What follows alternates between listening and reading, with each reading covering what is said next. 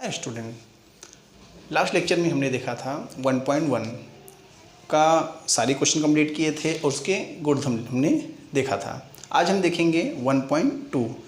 कुछ चीज़ें गवर्नमेंट की तरफ से रिड्यूस की गई हैं क्योंकि कोविड-19 की वजह से इतने सारे लेक्चर नहीं हो पा रहे हैं, तो उन क्वेश्चन को हम नहीं करेंगे। जो सिलेबस में ऑलरेडी है वो हम करेंगे। मैंने अपना एक वीडियो ऑलरेडी आपको दिया हुआ है कि कौन कौन से क्वेश्चन रिड्यूस किए गए हैं। तो हम स्टार्ट करेंगे 1.2 में। समानुपात का मूलभूत प्रमेय 1.2 में है। कोण समद्विभाजक प्रमेय कट चुका है और 3 समांतर रेखाओं वाला गुणधर्म भी नहीं है सिलेबस में, बट आप चाहें तो उसको पढ़ सकते हैं। आपके सेल्फ स्टडी के लिए, पर्पस के लिए अच्छा है। तो आज हम देखेंगे कि समानुपात मूलभूत प्रमेय क्या होता है। मैं प्रमेय नहीं सिद्ध कर रहा हूँ, उसके बारे में आपको बता रहा हूँ।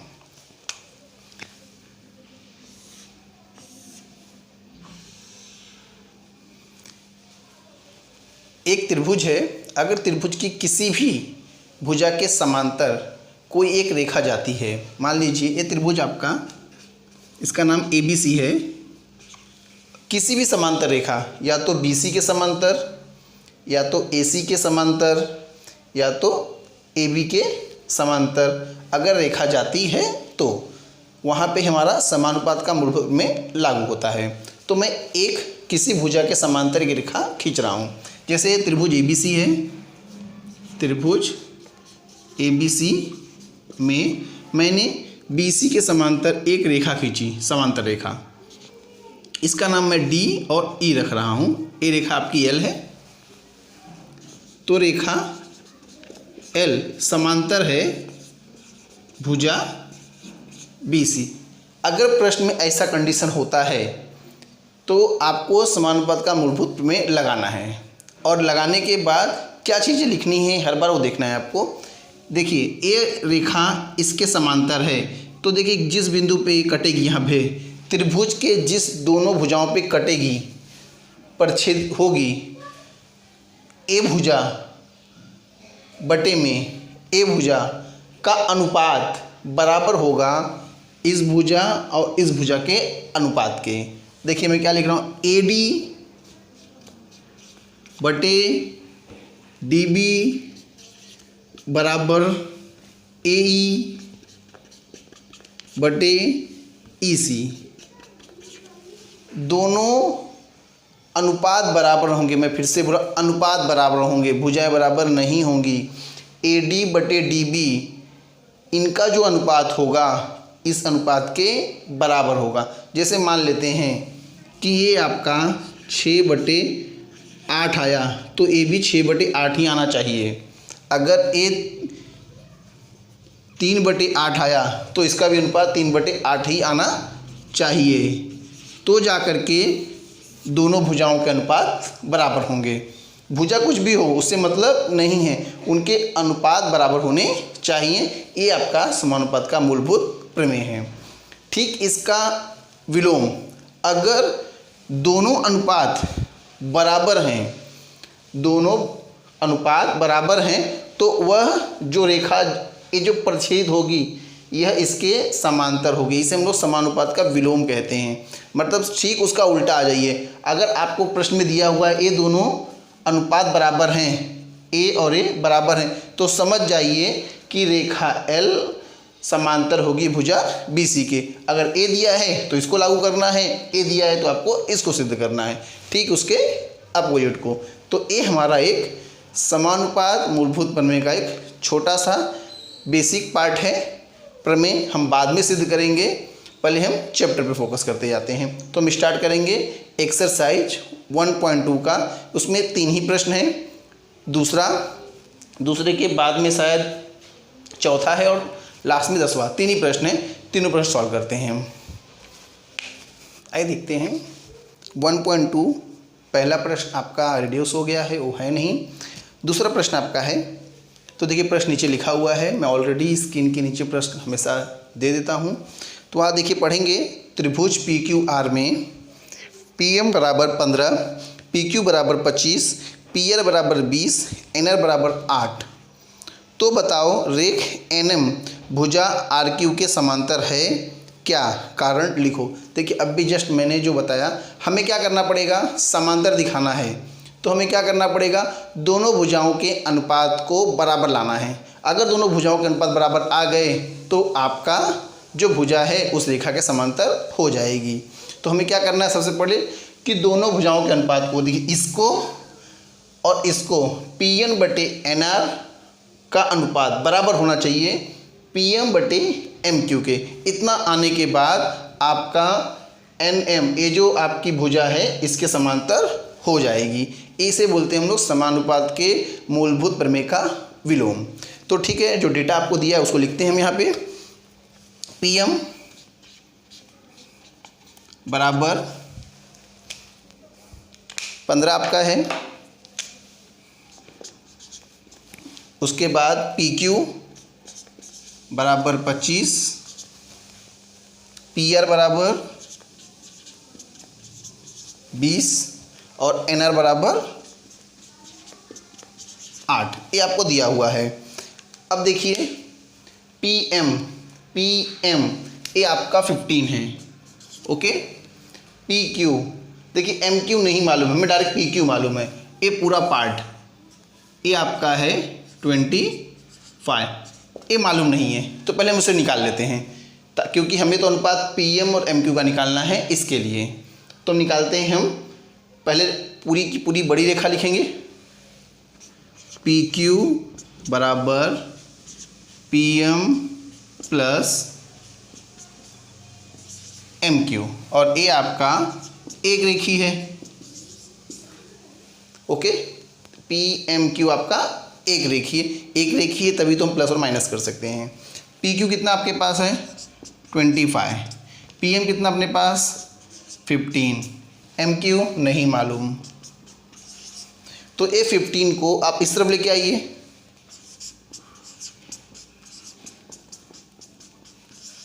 ओके। तो देखिए 25 में से 15 माइनस करिए, कितना जाएगा आपका 10। तो देयरफॉर MQ की वैल्यू कितनी आ गई आपकी 10, तो ये आपका आ गया 10। नेक्स्ट यहाँ पे देखिए PR, ये पूरा का पूरा पार्ट कितना आपका 20, NR 8, PN नहीं मालूम है। ठीक इसी मेथड से हम PN निकाल लेते हैं। PR बराबर PN प्लस NR, PNR आपका एक रेखी है, ओके। तो सबसे बड़ी भुजा है PR की वैल्यू कितनी दी हुई है आपकी यहाँ पे 20, 20। PN आपको नहीं मालूम है, क्वेश्चन मार्क। NR आपका है 8, तो 8 को इस तरफ लेके आइए। देखिए 8 जब यहाँ पे आया माइनस हो गया, 20 में से 8 को माइनस कर लीजिए, कितना आएगा आपका 12। तो PN की वैल्यू कितनी आ गई आपके पास यहाँ पे 12। देखिए सारे के सारे भुजाओं का आपको मान मिल गया। अभी क्या करना है आपको, PN/NR का अनुपात निकालना है। PN/NR, तो PN कितना आपके पास है 12, NR कितना आपके पास है 8। देखिए 4 3 जा 12, 4 2 जा 8, कितना आ गया 3/2। ये हो गया इक्वेशन नंबर आपका फर्स्ट। अब दूसरा देखिए PM/MQ, PM की वैल्यू 15 और MQ की वैल्यू देखिए 10। तो 5 3 जा 15, 5 2 जा 10, 3/2, इक्वेशन नंबर 2। देखिए दोनों के अनुपात बराबर हो गए, इसका मतलब कि NM जो भुजा है वो आपके QR के समांतर। ये क्वेश्चन में दिया हुआ है कि आपको बताना था N की रेख NM भुजा RQ के समांतर। मुझे देखिए अनुपात मिल गया, दोनों के अनुपात क्या है बराबर। तो यहाँ लिखना पड़ेगा मुझे त्रिभुज PQR में PN/NR का अनुपात बराबर है PM बटे MQ। कहाँ से मालूम है आपको? कथन 1 और 2 से। इसलिए जो आपका रेख NM है, NM समांतर है भुजा RQ के। और ब्रैकेट में आपको लिखना है समानुपात के मूलभूत प्रमेय का विलोम। समानुपात के मूलभूत प्रमेय का विलोम। तो इस तरीके से आपका क्वेश्चन सॉल्व हो गया। इजी था, केवल समानुपात का मूलभूत में लगाना था आपको। आइए देखते हैं फोर्थ क्वेश्चन एक बार देख लेते हैं, पढ़ लेते हैं। आकृति में कुछ कोणों के माप दिए गए हैं। इसके आधार पर सिद्ध करो कि AP बटे PB बराबर है AQ बटे QC। मतलब ये सिद्ध करना है तो हमें कम से कम दोनों का दोनों जो भी है आपका, उनको ये जो PQ है ये इसके समांतर लाना ही पड़ेगा। अगर मैं PQ को BC के समांतर ला दूंगा तो याद करो समानुपात के मूलभूत प्रमेय के हिसाब से क्या हो जाएगा मेरा, AP बटे PB और AQ बटे QC दोनों के अनुपात क्या हो जाएंगे, बराबर। तो हमारा टारगेट क्या होना चाहिए, किसी भी तरीके से ये जो PQ है ना वो BC के क्या हो जाए, समांतर हो जाए। तो समांतर लाने के लिए हमारे पास 3 चीज़ें होती हैं, संगत, एकांतर और अंतर। 3 कोण, या तो संगत कोण से आप समांतर कर सकते हो, या तो एकांतर कोण से, या तो अंतर कोण से। तो देखते हैं तीनों में से हम कौन सा यहाँ पे लगा सकते हैं।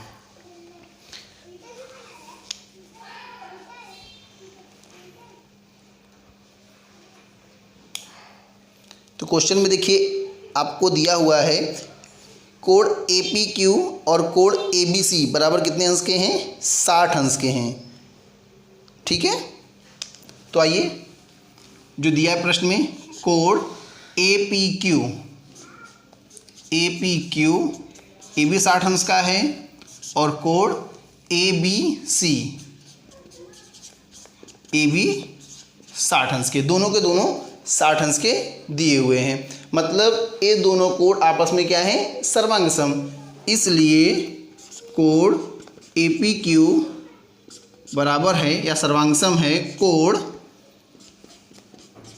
ABC। क्यों सर्वांग सम है, प्रत्येक या तो दत्त में बोल सकते हैं या तो प्रत्येक 60 अंश के हैं।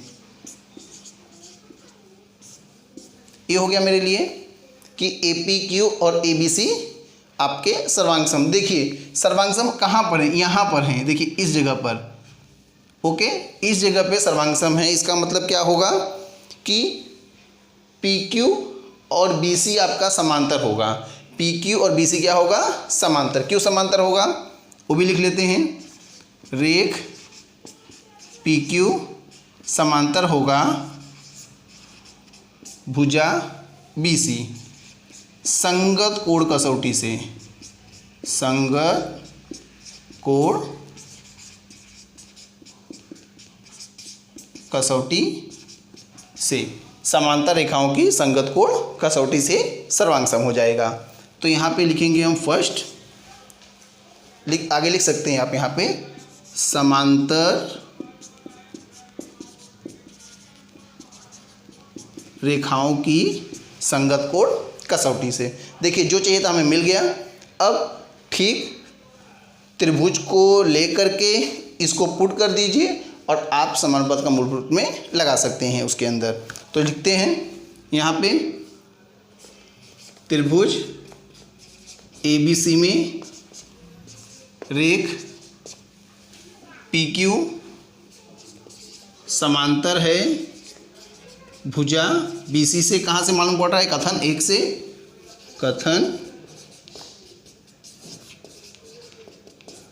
1 से। अब डायरेक्ट आप क्या करना है, समानुपात का मूलभूत में लगा देना है। तो AP बटे PB, इसलिए AP बटे PB बराबर है ए क्यू बटे क्यू सी, ब्रैकेट में आपका आएगा समानुपात का मूलभूत प्रमेय। आपका आंसर बहुत छोटा था, देखिए बहुत छोटा है, बहुत इजी तरीके से आपका आंसर आ गया। तो अगला एक एक्टिविटी है, उस एक्टिविटी के फोकस करते हैं हम।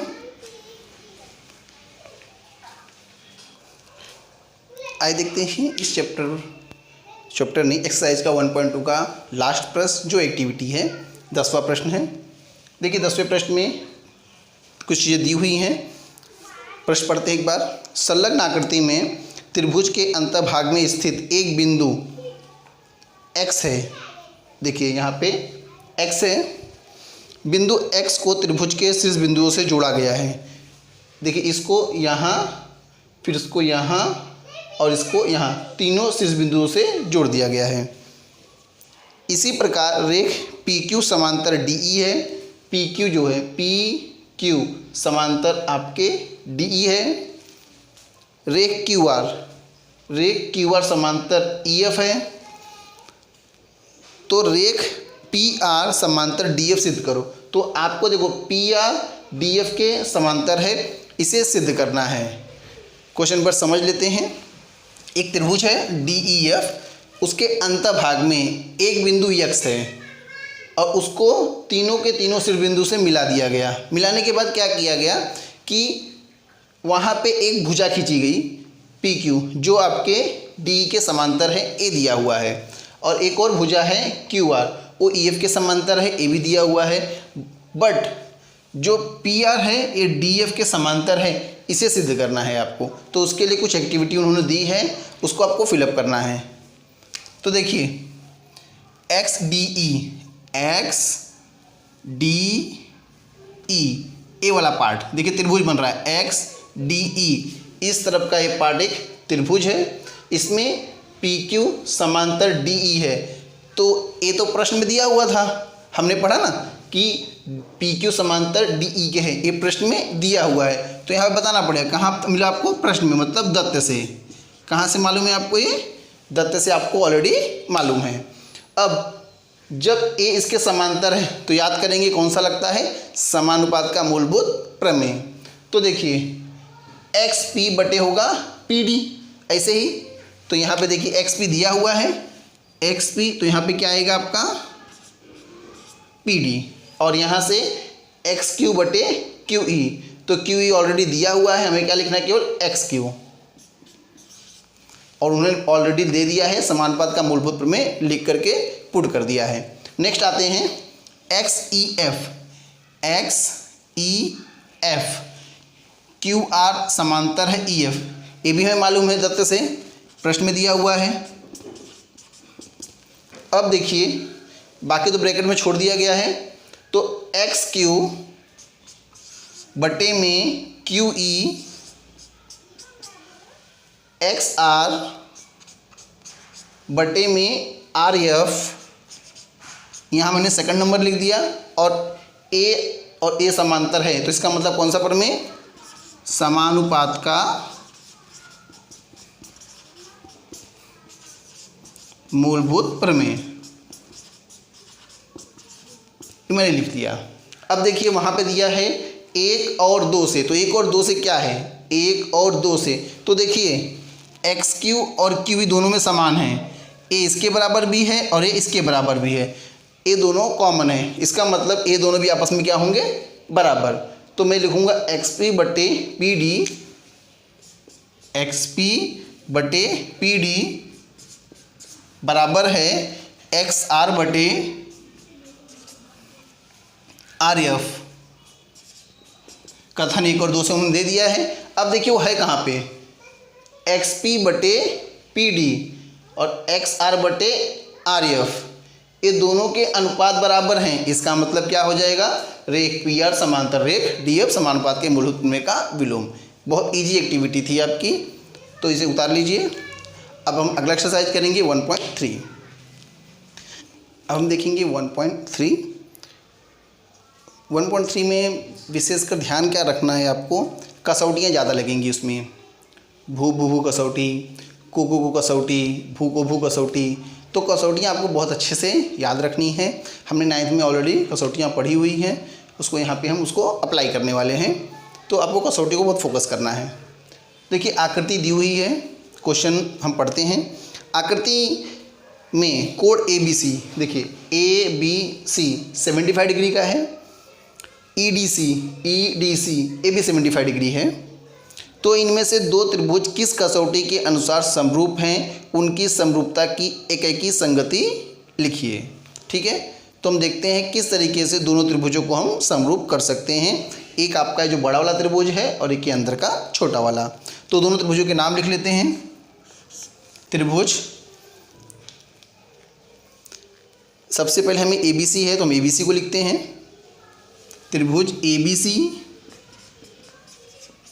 और त्रिभुज देखो ABC, तो मैं EDC लिखूंगा यहाँ पर, ताकि ऐसे जाऊं मैं EDC में। तो दोनों त्रिभुजों में क्या क्या सर्वांग सम दिख रहा है आपको, देखिए। तो आप देखेंगे ABC, ए देखिए ए जो कोण है आपका है, जो हमने ABC सर्वांग सम है कोण EDC, प्रत्येक 75 अंश के हैं। या तो लिख सकते हैं हम दत्त से हमें मालूम है, दत्त भी लिख सकते हैं, या फिर मैंने लिखा है प्रत्येक 75 डिग्री के।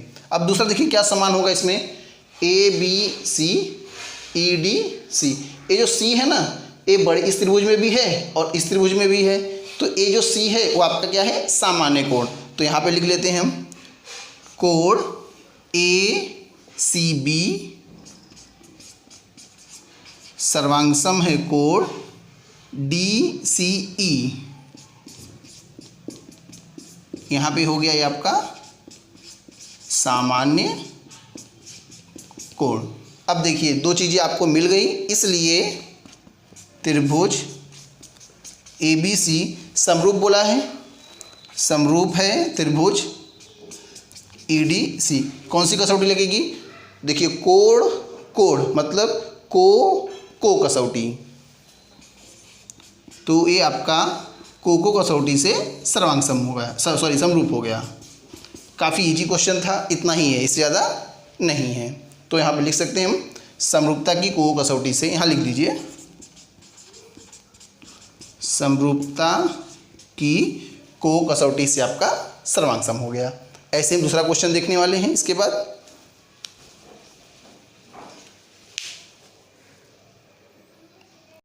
आइए दूसरा क्वेश्चन देखते हैं हम। दूसरे क्वेश्चन में संलग्न आकृति में दिए गए त्रिभुज क्या समरूप हैं, यदि हाँ तो किस कसौटी के अनुसार। डेटा आपको प्रश्न में ऊपर दिया हुआ है, इसी के माध्यम से, इसी की हेल्प से आपको दोनों त्रिभुजों को समरूप करना है। अगर है तो बताना है किस कारण से है, अगर नहीं है तो भी बताना है आपको। तो आते हैं त्रिभुज PQR तथा त्रिभुज LMN में। अब देखिए भुजाएं दी हैं, सबकी क्या दी हैं, भुजाएं। तो मैं क्या करूँगा, सभी भुजाओं के अनुपात को बराबर करने की कोशिश करूँगा। अगर बराबर आ गया तो वहाँ पे मेरा त्रिभुज समरूप हो जाएगा, अदरवाइज समरूप नहीं होगा। तो देखिए बड़ी भुजा कौन सी सबसे बड़ी, PR बटे यहाँ पे कौन सी है, LN। तो PR आपका 10 है और LN आपका 5। 5 एक कम 5, 5 दूनी 10, 2/1 या 2 लिख सकते हैं, कथन 1 हो गया आपका यहाँ पे। उसके बाद छोटी भुजा उससे कौन सी है, QR बटे MN। QR आपका 8 है और ये आपका 4, 4 एक कम 4, 4 दूनी 8, 2/1 कथन नंबर 2। इसके बाद लास्ट छोटा सबसे कौन सा आपका, PQ बटे LM। PQ का कितना आपका देखिए 6 और LM आपका है 3, 6/3, 3 एक कम 3, 3 दूनी 6, 2/1 कथन नंबर 3। तो देखिए 1, 2 और 3 सबके अनुपात 2/1 हैं। सबके अनुपात क्या है? 2/1 हैं। मतलब ये सभी के सभी भुजाओं आपस में क्या हैं? बराबर हैं उनके अनुपात के साथ में। तो PR/ln का अनुपात बराबर है QR/mn के और PQ/lm के। कहाँ से मालूम पड़ रहा है? कथन 1, 2 और 3 से। कथन 1, 2 और 3 से ये आपको मालूम पड़ गया। इसलिए क्या हो जाएगा आपका? सभी के अनुपात बराबर हैं, इसलिए त्रिभुज PQR समरूप हो जाएगा त्रिभुज LMN। कसौटी कौन सी लगेगी देख लीजिए ध्यान से। सभी भुजाएं हैं तो भू कसौटी से समरूपता की भू कसौटी से। ये आपका आंसर है। इस तरीके से आपको ये दूसरा सॉल्व करना है। पहला को कसौटी से समरूप था, दूसरा आपका भू कसौटी से।